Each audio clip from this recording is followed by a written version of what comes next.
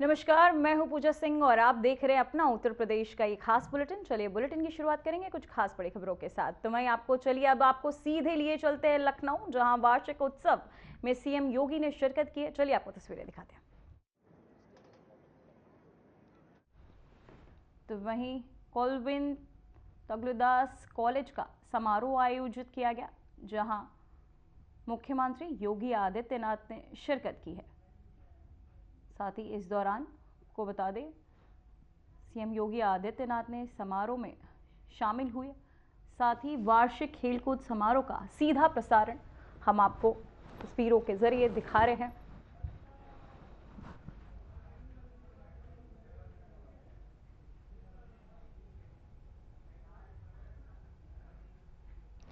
तो वहीं उत्तर प्रदेश में पिछले कुछ दिनों से कोडिंग सिरफ का मामला गरमाया हुआ है। अब इस मामले में गठित एसआईटी ने मुख्यमंत्री योगी आदित्यनाथ को रिपोर्ट सौंपी है, जिसमें अब तक की जांच में सामने आए तथ्यों को शामिल किया गया।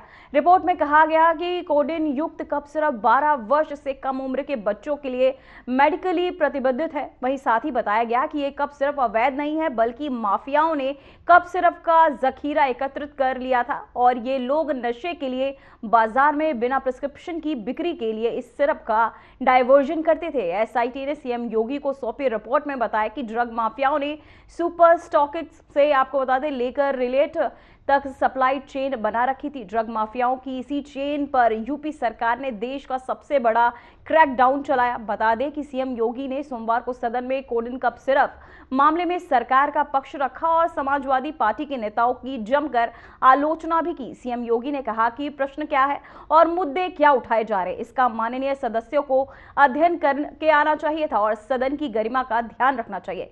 सीएम ने सदन में साफ किया कि कोडिन कप सिरप से यूपी में एक भी मौत नहीं हुई है, जहां कोडिन कप सिरप को लेकर ये मामले जो है सामने आए। भी हो रहा होगा, वह भी देश से फिर जाएंगे इंग्लैंड की सैर सपाटे में और आप लोग यहां चिल्लाते रहेंगे। महोदय, कोडिन कप सिरप का मुद्दा जो इन्होंने उठाया है, मुद्दा था नकली दवाओं के सेवन के कारण होने वाली मौतों का, और उसके बारे में हमने पहले ही बताया है कि नकली दवा के कारण होने वाली मौत के प्रकरण की कोई भी बात अभी तक शासन के संज्ञान में नहीं आई है और समय समय पर एफएसडीए विभाग इसको लेकर के छापेमारी करती है, कार्रवाई करती है। कंपनियों में भी इस प्रकार की कार्रवाई होती है। यूपी के अंदर कोडिन कप सिरप इसके केवल स्टॉकिस्ट हैं, होलसेलर है, इसका यहां पे प्रोडक्शन नहीं होता है। ये मध्य प्रदेश में, हिमाचल में और अन्य राज्यों में होता है और जो मौत के प्रकरण सामने आए हैं, वे मौत के प्रकरण अन्य राज्यों में आए हैं। जिन राज्यों में आए हैं, वह जो भी प्रकरण सामने आए हैं, यह तमिलनाडु में बने हुए एक सिरप के कारणों सामने आई है। ये पूरा प्रकरण इलीगल, यानी इसमें एडिटेशन का भी नहीं है, यह इलीगल डाइवर्जन का है।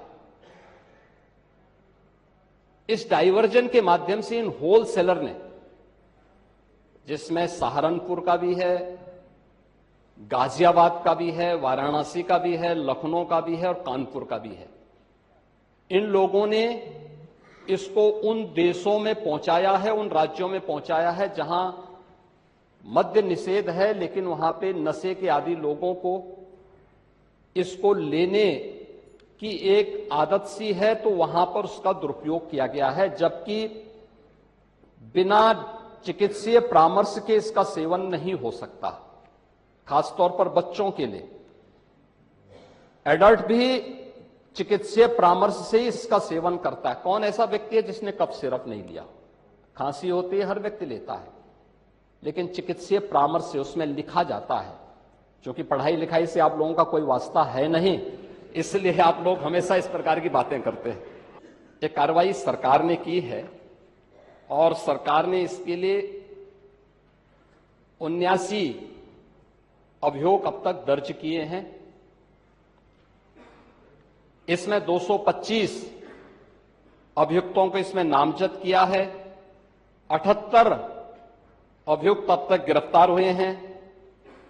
134 फर्म पर एक छापेमारी की कार्रवाई हुई है और इसमें अब तक जिन क्षेत्रों में ये आई हुई अलग अलग राज्यों से जुड़े हुए यह सभी केंद्र हैं और मुझे लगता है अगर आप इसकी गहराई में जाएंगे तो घूम फिर करके वही मामला है कि वो कहीं ना कहीं कोई ना कोई समाजवादी पार्टी से जुड़ा हुआ नेता या उनसे जुड़ा हुआ कोई ना कोई व्यक्ति उसकी चपेट में आता है और इलीगल ट्रांजैक्शन भी जो हुआ है वो अभी आपकी लोहिया बहाने के एक पदाधिकारी के अकाउंट के माध्यम से हुआ है। एसटीएफ इसकी जांच कर रही है। इस पूरे मामले में हाईकोर्ट से उस पूरे मामले को एनडीपीएस के अंतर्गत इस मामले में मुकदमा चलना चाहिए। ये उत्तर प्रदेश सरकार ने इस लड़ाई को लड़ा है और उसको जीता है और इस मामले में कोई भी अपराधी छूटने नहीं पाएगा। और चिंता मत करिए, समय आने पर बुलडोजर एक्शन भी उसकी तैयारी भी रहेगी। उस समय चिल्लाना मत।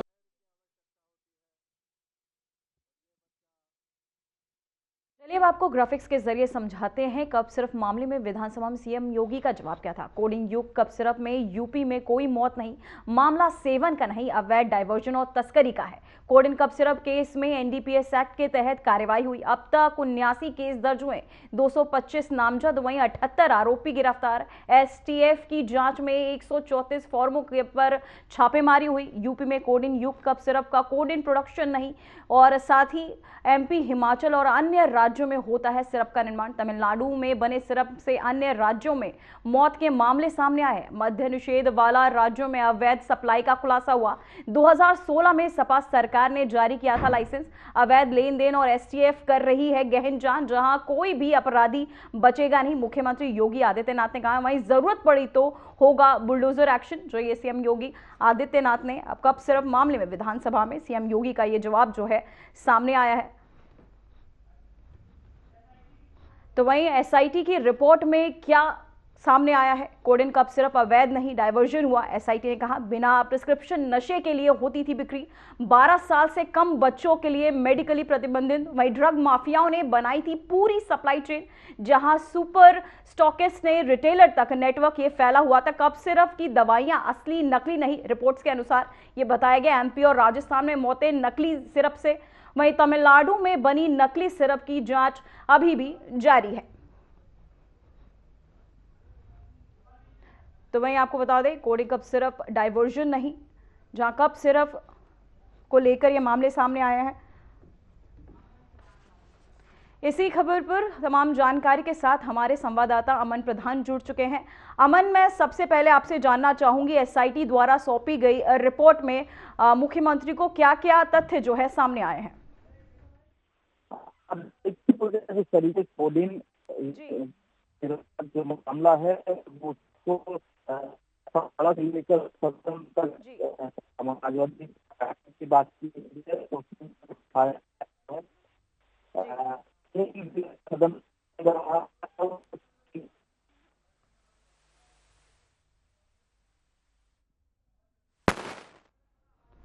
तो वहीं आपको बताते चले कोडिन कप सिर्फ अवैध नहीं डाइवर्जन हुआ। एसआईटी द्वारा यह कहा गया जहां बिना प्रिस्क्रिप्शन नशे के लिए होती थी बिक्री, साथ ही 12 साल से कम बच्चों के लिए मेडिकली प्रतिबंधित है यह कप सिर्फ, जहां ड्रग माफियाओं ने बनाई थी ये पूरी सप्लाई। जहां आपको बताते चले उत्तर प्रदेश में पिछले कुछ दिनों से कोडिंग कप सिरप का यह मामला गरमाया हुआ है। अब इस मामले में गठित एसआईटी ने मुख्यमंत्री योगी आदित्यनाथ को अपनी रिपोर्ट सौंपी, जिसमें अब तक की जांच में सामने आए तथ्यों को शामिल किया गया।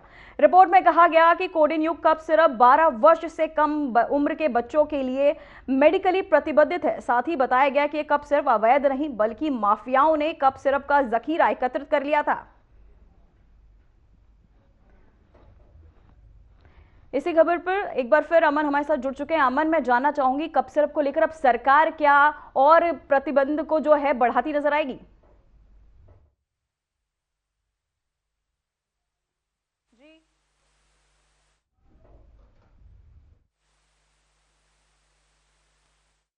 जी जी सिरप का जहर बताया गया, जहां आपको बता दें, एसआईटी ने सीएम योगी को सौंपी रिपोर्ट में बताया कि ड्रग माफिया ने सुपर स्टॉकिस्ट से लेकर रिटेलर तक सप्लाई चेन बना रखी थी। ड्रग माफिया की इसी चेन पर यूपी सरकार ने देश का सबसे बड़ा क्रैकडाउन चलाया। बता दें कि सीएम योगी ने सोमवार को सदन में कोडिन कप सिरप मामले में सरकार का पक्ष भी रखा और समाजवादी पार्टी के नेताओं की जमकर आलोचना भी की।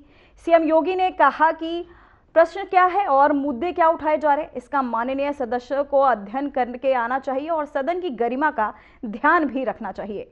सीएम ने सदन में साफ किया कि कोडिन कप सिरप यूपी में भी इसके चलते एक भी मौत नहीं हुई है। जहां कप सिरप मामले में विधानसभा में सीएम योगी जवाब भी देते नजर आए। इसे लेकर हम आपको ग्राफिक्स के जरिए समझाते हैं। कोडिन कप सिरप से यूपी में कोई मौत नहीं, मामला सेवन का नहीं, अवैध डाइवर्जन और तस्करी का था। कोडिन कप सिरप से केस में एनडीपीएस एक्ट के तहत कार्यवाही की गई, जहां अब तक 79 केस दर्ज और 225 नामजद थे। 78 आरोपी गिरफ्तार किए गए, जहां एसआईटी जांच में 134 फॉर्मों पर छापेमारी हुई। यूपी में कोडिन युक्त कप सिरप का कोई प्रोडक्शन नहीं। एमपी, हिमाचल और अन्य राज्यों में होता है सिरप का निर्माण, जहां तमिलनाडु में बने सिरप से अन्य राज्यों में मौत के मामले सामने आए। मद्य निषेध वाले राज्यों में अवैध सप्लाई का खुलासा हुआ है।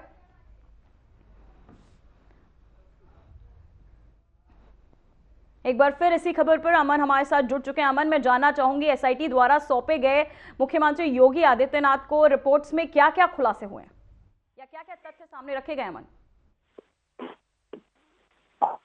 देखिए, जिस तरीके से अगर बात की जाए कोडिन मामले में जो मुख्यमंत्री है उन्होंने जो आईटी है वो उसकी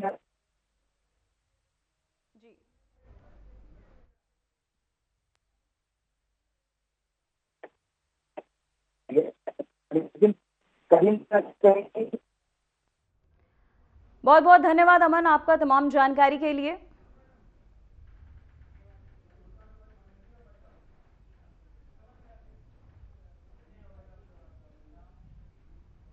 तो वहीं मुख्यमंत्री योगी आदित्यनाथ ने चौधरी चरण सिंह जयंती एवं किसान सम्मान दिवस के अवसर पर आयोजित कार्यक्रम में भाग लिया।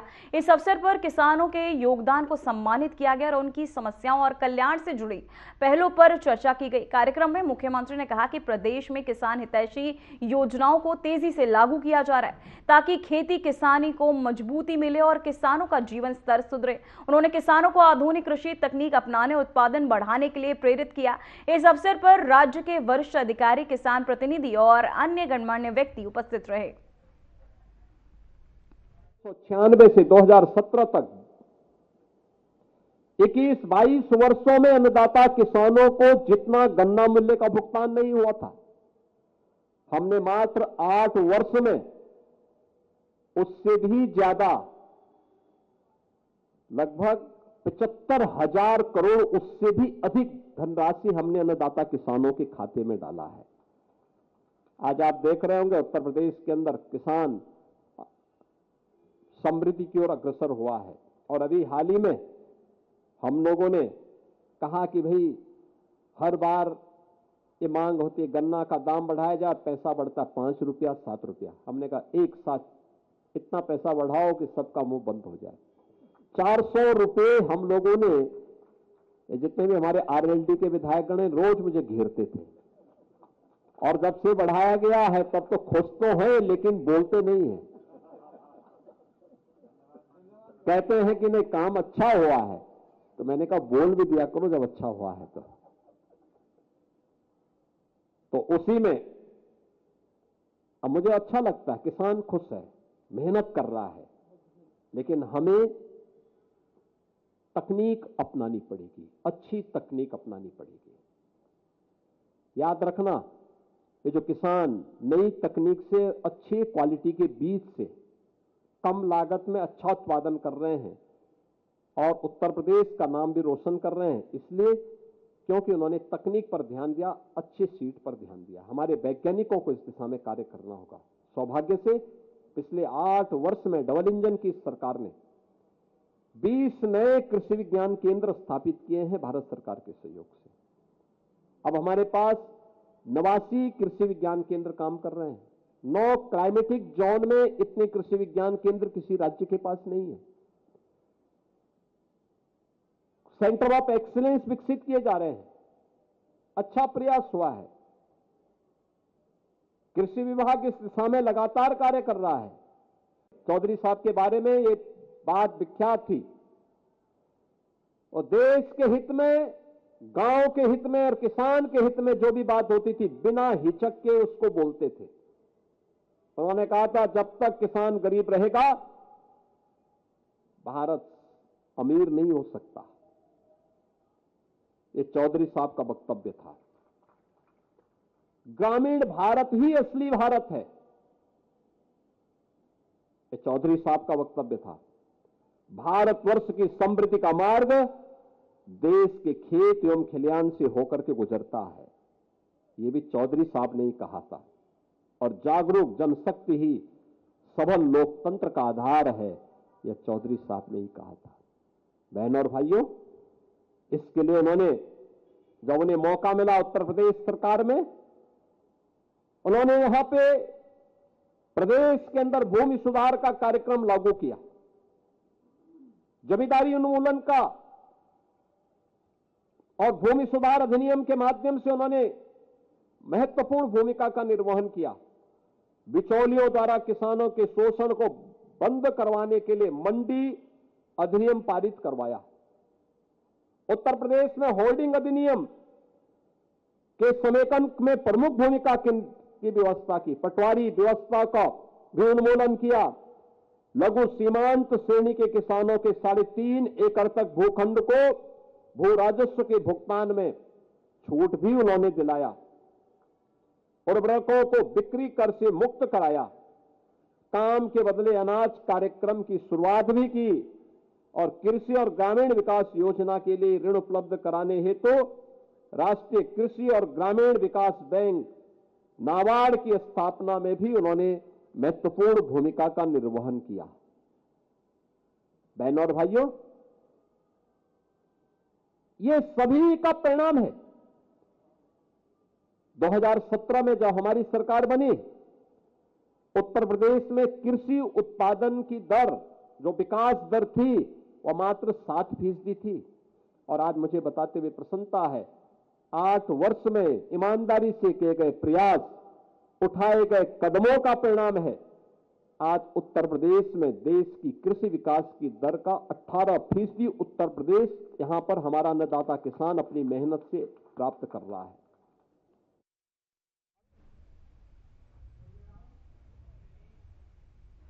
तो वहीं वाराणसी से बड़ी खबर सामने आ रही है, जहां कोडिन युग कप सिरप से जुड़ी बड़ी खबर सामने आई। शुभम जायसवाल पर 50,000 का इनाम घोषित। शुभम समेत उसके 4 सहयोगियों के खिलाफ नोटिस जारी किया गया। फरार सहयोगियों के खिलाफ लुकआउट नोटिस जारी, जहां शुभम जायसवाल अमित के खिलाफ सर्कुलर जारी किया गया। दिनेश जायसवाल आकाश के खिलाफ सर्कुलर जारी। अमित दिनेश आकाश के नाम पे बोगस फार्मा कंपनी। जहां वाराणसी के कोडिन युग कप सिरप मामले में पुलिस ने बड़ी कार्रवाई करते हुए मुख्य आरोपी शुभम जायसवाल पर 50,000 रुपए का इनाम घोषित किया। शुभम समेत 4 सहयोगियों के खिलाफ नोटिस और फरार आरोपियों पर लुकआउट सर्कुलर जारी किया गया। जांच में अमित, दिनेश और आकाश के नाम से बोगस फार्मा कंपनी बनाकर अवैध कारोबार चलाने का खुलासा हुआ है। तो वहीं आपको बता दें, बड़ी खबर सामने आ रही है, जहां कोडिन युग कप सिरप से जुड़ी ये खबर, जहां शुभम जायसवाल पर 50,000 का इनाम घोषित। शुभम समेत उसके 4 सहयोगियों के खिलाफ नोटिस जारी किया गया। फरार सहयोगियों के खिलाफ लुकआउट नोटिस जारी, जहां शुभम जायसवाल, अमित के खिलाफ सर्कुलर जारी किया गया। दिनेश जायसवाल, आकाश के खिलाफ भी सर्कुलर जारी किया गया। वहीं अमित, दिनेश, आकाश के नाम से बोगस फार्मा कंपनी थी, जिसके चलते आपको बता दें ये सर्कुलर जो है जारी किया गया है। वाराणसी से बड़ी खबर सामने आ रही है, जहां कोडिन युग कप सिरप से जुड़ी है बड़ी खबर। शुभम जायसवाल पर 50,000 का इनाम घोषित। वहीं शुभम के साथ ही 4 सहयोगियों के खिलाफ भी जो है नोटिस जारी किया गया। फरार सहयोगियों के खिलाफ लुकआउट नोटिस जारी।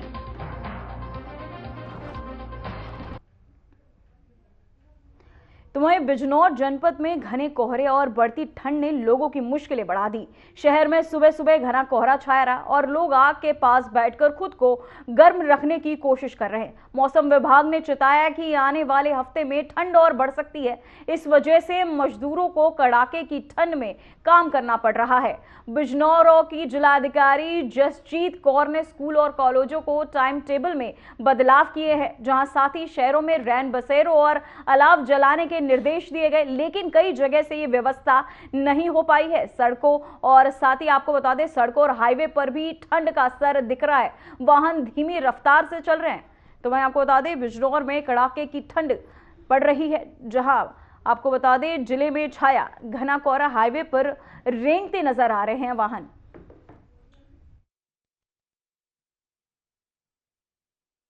जी, यहाँ पर मेरी दुकान है और इतनी ठंड हो रही है, कोहरा इतना ज़्यादा आ रहा है, सरकार की तरफ से कोई भी सुविधा नहीं उपलब्ध हो रही है और नगर पालिका वाले भी हैं, लकड़ी वे उधर से उधर ही, इधर की दुकानों तक लकड़ी भी नहीं पहुँचा रहे, उधर से उधर ही लकड़ी पहुँचा देते हैं। ना यहाँ पर तापने की कोई व्यवस्था है। रैन बसेरे की कोई व्यवस्था की गई है? जी, किसी के लिए कोई व्यवस्था नहीं की गई है सरकार की तरफ से। बेचारे गरीब हैं, ऐसे ही दर दर भटक रहे हैं।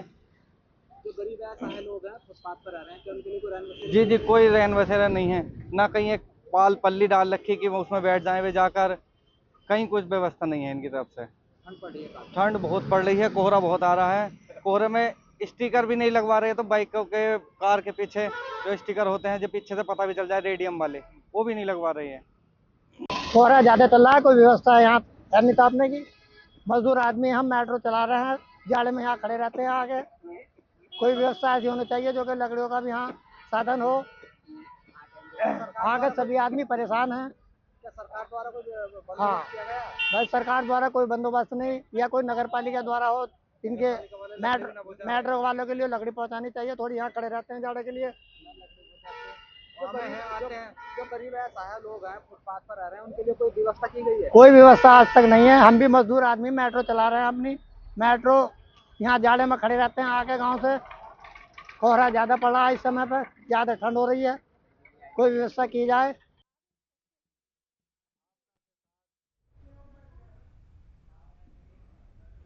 तो वहीं उत्तर प्रदेश में शीतलहर और कोहरे का प्रकोप जारी है। जनजीवन प्रभावित हो रहा है, जहां राज्य के कई जिलों में शीतलहर और घने कोहरे के कारण जनजीवन प्रभावित हो गया।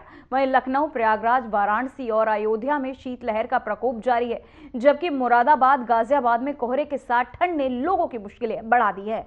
आगरा में घने कोहरे के कारण आपको बता दें, मेहताब बाग से ताजमहल की विजिबिलिटी कम हो गई है। कानपुर में सोमवार की सुबह घना कोहरा छाया रहा, जिससे ठंड और बढ़ गई। मौसम विभाग ने कानपुर में न्यूनतम तापमान 7 सेल्सियस और अधिकतम 19.4 सेल्सियस दर्ज किया, जो सामान्य से लगभग 2.6 सेल्सियस कम है। वहीं गोरखपुर में भी घना कोहरा और शीतलहर के कारण लोग घरों में रहने को मजबूर हो गए और यातायात धीमा हो गया। मौसम विभाग ने लोगों को अनावश्यक बाहर निकलने से बचने की सलाह दी है। संभल में भी ठंड और कोहरे ने जनजीवन प्रभावित किया है। नोएडा में शीतलहर के साथ प्रदूषण ने स्थिति और गंभीर बना दी। एयर क्वालिटी इंडेक्स 426 दर्ज किया गया, जिसे सेक्टर 1 में 460, सेक्टर 62 में 317 और सेक्टर 116 में 426 रहा, जो गंभीर श्रेणी में आता है। मौसम विशेषज्ञों ने लोगों से विशेष सावधानी बरतने, घर और साथ ही घरों में गर्म कपड़े पहनने और आवश्यक होने पर ही बाहर निकलने की अपील की है। तो वहीं आपकी टीवी स्क्रीन पर ये तस्वीरें अयोध्या, आगरा, कानपुर, गाजियाबाद, गोरखपुर, नोएडा, प्रयागराज, मुरादाबाद, लखनऊ, वाराणसी से जहां ठंड का कहर देखने को मिल रहा है।